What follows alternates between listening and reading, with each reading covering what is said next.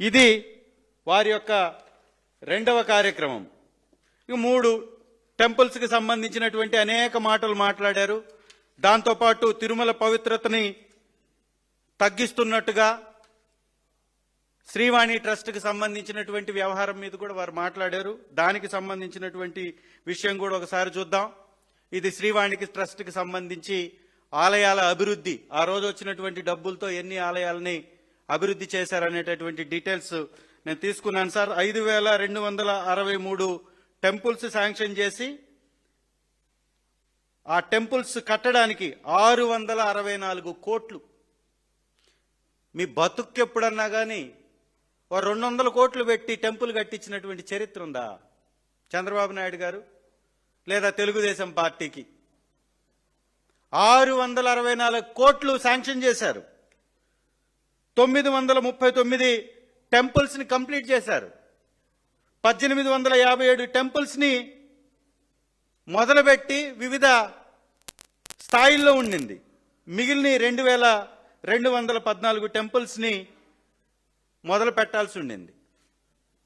Sir 664 టెంపుల్స్ని నిజంగా హిందూ మతాన్ని రక్షించడం అంటే, గౌరవించడం అంటే ఇది కాదా? హిందూ మతాన్ని అభివృద్ధి చేయటం అంటే, హిందూ మతాన్ని ప్రతి ఇంటికి తీసుకెళ్లడం, ప్రతి గ్రామంకి తీసుకెళ్లడం, ప్రతి పంచాయతీలో ఉంచటం, ప్రతి నగరానికి తీసుకెళ్లడం ఇది కదా? హిందువుల్ని గౌరవించటం అంటే 1000 కాళ్ల మండపాన్ని కూలగొట్టడమా? హిందువుల్ని గౌరవించటం అంటే, హిందుత్వాన్ని పెంపొందించడం అంటే చర్చిలకు పోయినప్పుడు జీవోల్ని రద్దు చేస్తామని చెప్పటమా?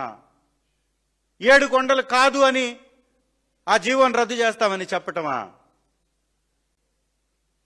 ఎంత భయంకరమైనటువంటి అబద్ధాలు, ఎంత నీచమైనటువంటి రాజకీయాలు! ఈ విధంగా వారు చేస్తున్నటువంటి రాజకీయాలు హర్షణీయం కానే కాదనేటటువంటి విషయం తెలుసు కాబట్టే ప్రజలందరూ చీకొడుతున్నారు వాళ్ళని. ఏదో కొత్తగా అనేక అంశాలు మాట్లాడుతూ ఇవాళ ఇంకొక అంశం, ముఖ్యమైనటువంటి అంశం వెలుగొండ ప్రాజెక్ట్, మా ప్రాంతానికి సంబంధించినటువంటి ప్రాజెక్ట్. ఇవాళ ముఖ్యమంత్రి గారు ఆ ప్రాజెక్ట్ని సందర్శించడానికి వెళ్ళారు కాబట్టి వారు అనేక అబద్ధాలు. వారు ఒక ట్వీట్ వేశారు, వెలుగొండని మేమే మొదలుపెట్టాం, మేమే కొబ్బరికాయ కొట్టాం, మేమే కంప్లీట్ చేస్తున్నామని. మీ బతుకులకు ఒక్క ప్రాజెక్టు కట్టిన చరిత్ర ఉందా?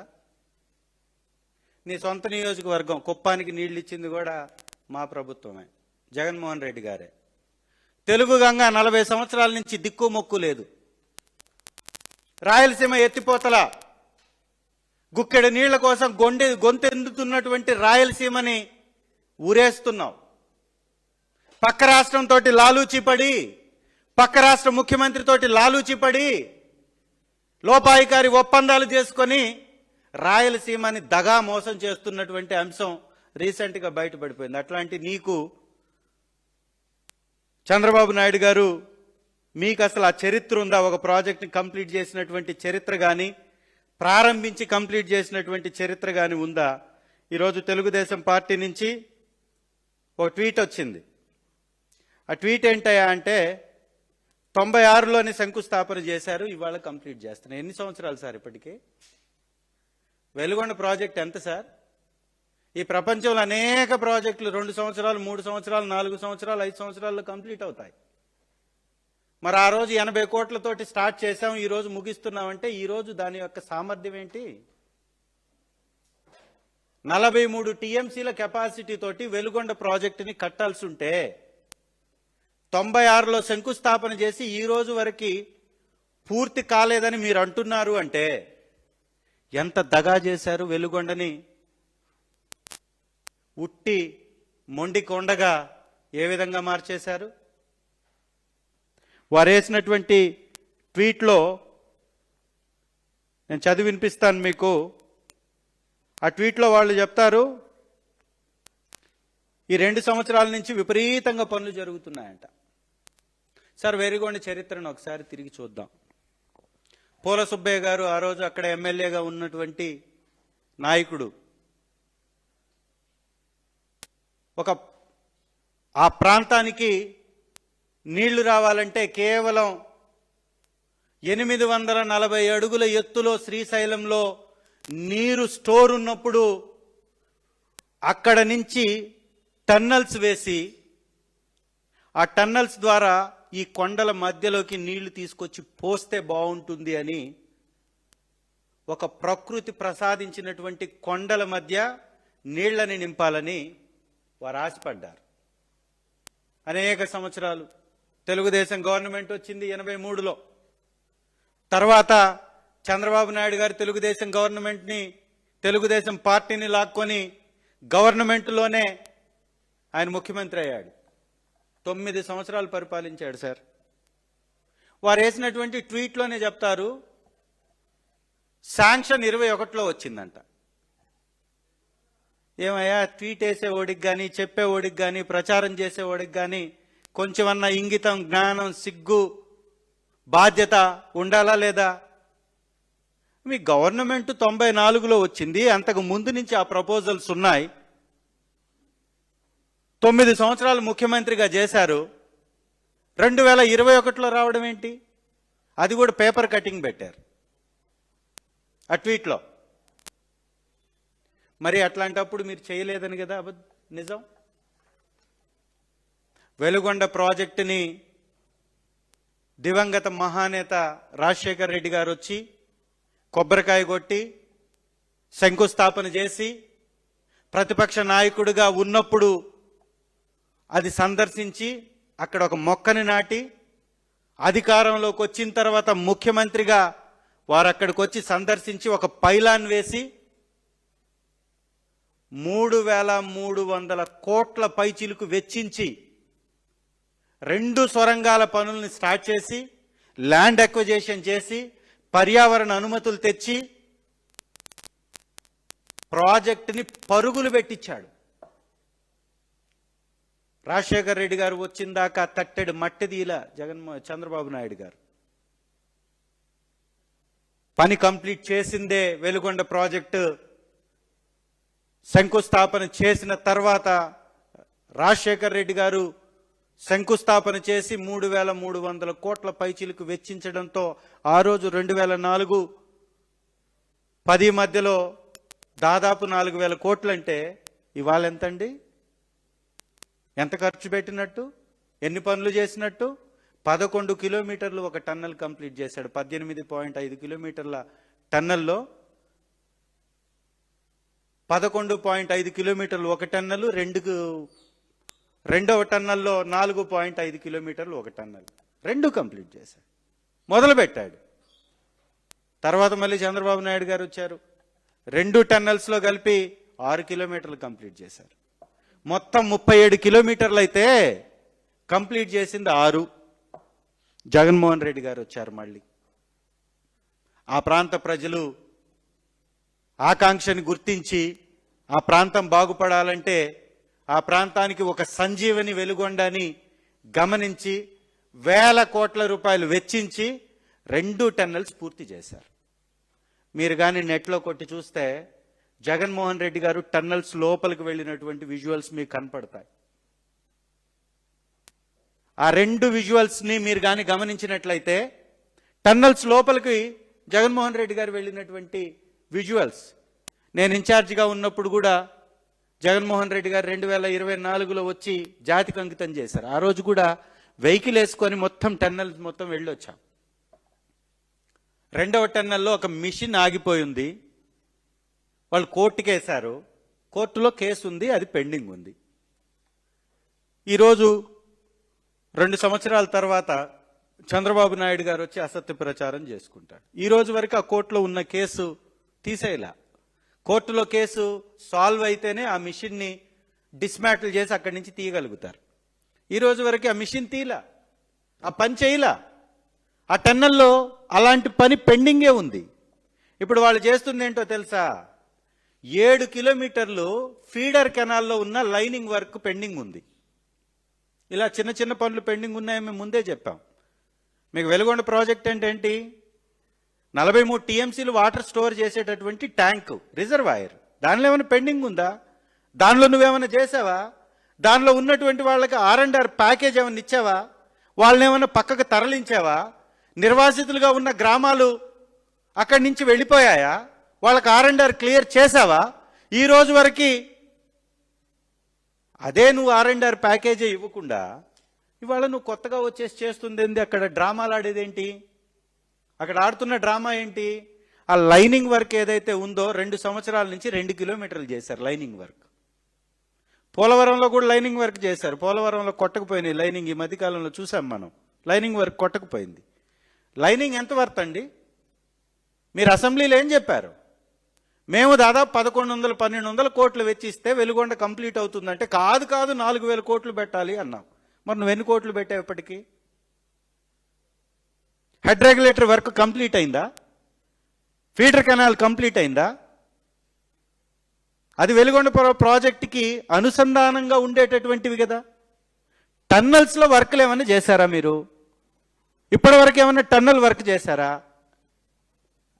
టన్నల్లో ఉన్నటువంటి మిషన్ని మీరేమైనా డిమాలిష్ చేసి డిస్మాటిల్ చేసి దాన్ని బయటికి తీశారా?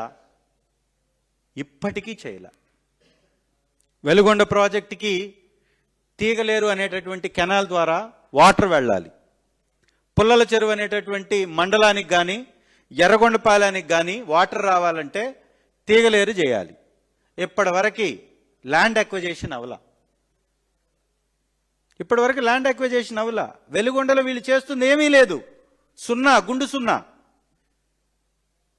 మీకు దమ్ముంటే వైట్ పేపర్ రిలీజ్ చేయండి. తెలుగుదేశం పార్టీ హయాంలో మీరు పెట్టినటువంటి ఖర్చు అంతా వెలుగొండకి, ఈ రోజు వరకు మీరు పెట్టినటువంటి ఖర్చు అంతా, మీరు కేటాయించినటువంటి కేటాయింపులు ఎంత? మీరు కేటాయించింది ఒక సంవత్సరం 200 కోట్లు అయితే ఖర్చు చేసింది 100 కోట్లు కూడా కాల. ఇంకొక సంవత్సరం 300 కోట్లు వెచ్చిస్తే 100 కోట్లు కూడా ఖర్చు చేయలా. మళ్ళీ ఇప్పుడేదో 400 కోట్లకి టెండర్లు అంటున్నారు. మరి ఇంకెట్లా కంప్లీట్ అవుతుంది? మీరే చెప్పారుగా, మీ నోటితో చెప్పారుగా, అసెంబ్లీలో చెప్పారుగా 4000 కోట్లు పనులున్నాయన్నావు కదా. మరి 4000 కోట్లు పనుంటే నువ్వు వెచ్చించకుండా 4000 కోట్లు పని ఎట్లా పూర్తి చేస్తావు? అంటే అసత్యం, అబద్ధం.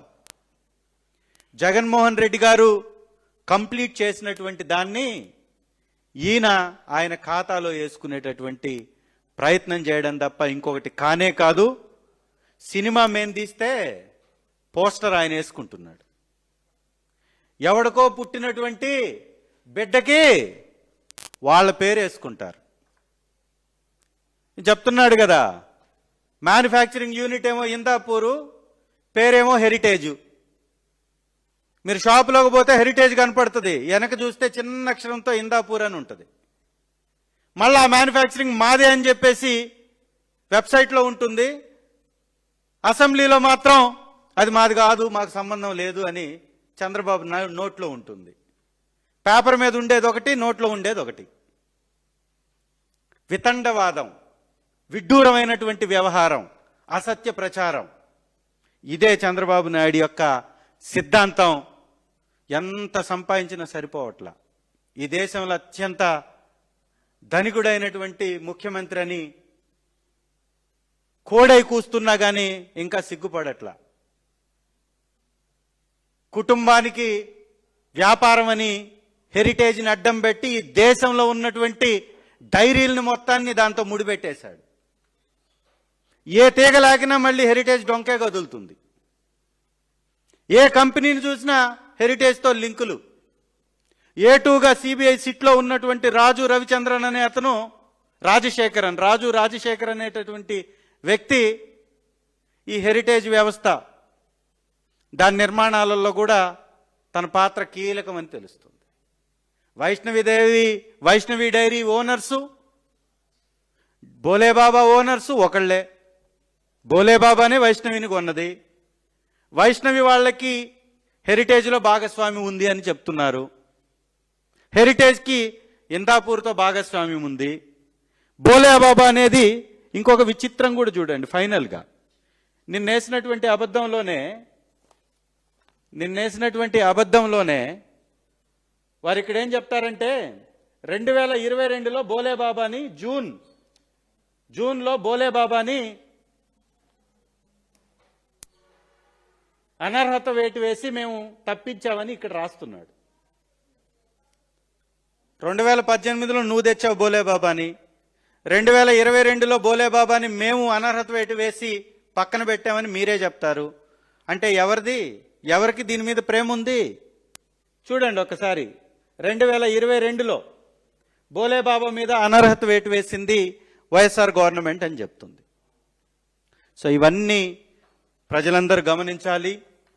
ఈ బూటకపు నాటకాల నాయుడు గారిని నమ్మవద్దని మరొకసారి ప్రజలందరికీ తెలియజేస్తూ, దేవదేవుడి యొక్క ప్రతిష్టని డ్యామేజ్ చేసినటువంటి నారా చంద్రబాబు నాయుడు గారు ఆ గుడి మెట్ల దగ్గర సాష్టాంగ నమస్కారం చేసి క్షమాపణ కోరాలి. రాష్ట్ర ప్రజలకు కూడా ఆ ప్రజాస్వామ్య దేవాలయమైనటువంటి అసెంబ్లీ సాక్షిగా తప్పైపోయిందని క్షమాపణ చెప్పాలి. వైఎస్ఆర్ కాంగ్రెస్ పార్టీ అధ్యక్షులు వర్యులు శ్రీ జగన్మోహన్ రెడ్డి గారు ఈరోజు కూడా కడపలో ఒక మందిరాన్ని ప్రారంభించారు. నిష్ఠతోటి, సాంప్రదాయ దుస్తులతోటి శివాలయ ఓపెనింగ్ వారెళ్ళి ఓపెనింగ్ చేశారు, ప్రారంభించారు. ఎప్పుడన్నా నీ చరిత్రలో అలాంటి వేషధారణతో వెళ్ళావా? చెప్పులు వేసుకొని పోతాడు మనోడు.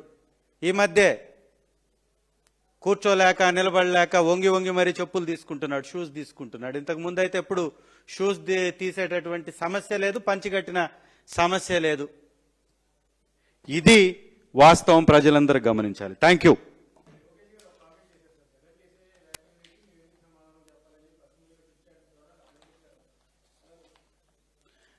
జగన్ చేసే వ్యాఖ్యలకు సమాధానం చెప్పకపోతే అది నీ ఇష్టం. జగన్ గారు అడిగింది సిబిఐ సిట్ రిపోర్ట్లో ఉన్నటువంటి అంశాలే. నువ్వు సిట్కి చెప్పాలిగా. నువ్వు దొంగతనం చేసి దొరికిపోయిన తర్వాత అబ్బాయి నాకు సంబంధం లేదంటే కుదరదు కదా. దొంగను ప్రశ్నిస్తారు, దోపిడీదారుణ్ణి నిలేస్తారు, వ్యవస్థలు వాటి పని అవి చేస్తాయి. మిమ్మల్ని అడుగుతుందేంటి? ఏఆర్ డైరీకి సంబంధించినటువంటి అంశాన్ని 4 ట్యాంకర్లు క్యాన్సిల్ అయినాయి, వెనక్కి వెళ్ళినాయి. ఆ వెనక్కి వెళ్ళినాయి అడ్డదారుల్లో మళ్ళీ మీ దగ్గరకు వచ్చినాయి. అప్పుడు ముఖ్యమంత్రి మీ నాన్న, ఈవో మీరు నియమించినటువంటి వ్యక్తి, అక్కడ ఉన్నది మీకు సంబంధించినటువంటి బాడీ టీటీడీ బోర్డు. మరి ఇవన్నీ కలిసి తప్పు చేస్తే వైఎస్ఆర్ కాంగ్రెస్ పార్టీకి ఏమి సంబంధం అని అడిగారు. సమాధానం నువ్వు చెప్పకపోతే ప్రజలే నిర్ణయిస్తారు నీకేం సమాధానం చెప్పాలో.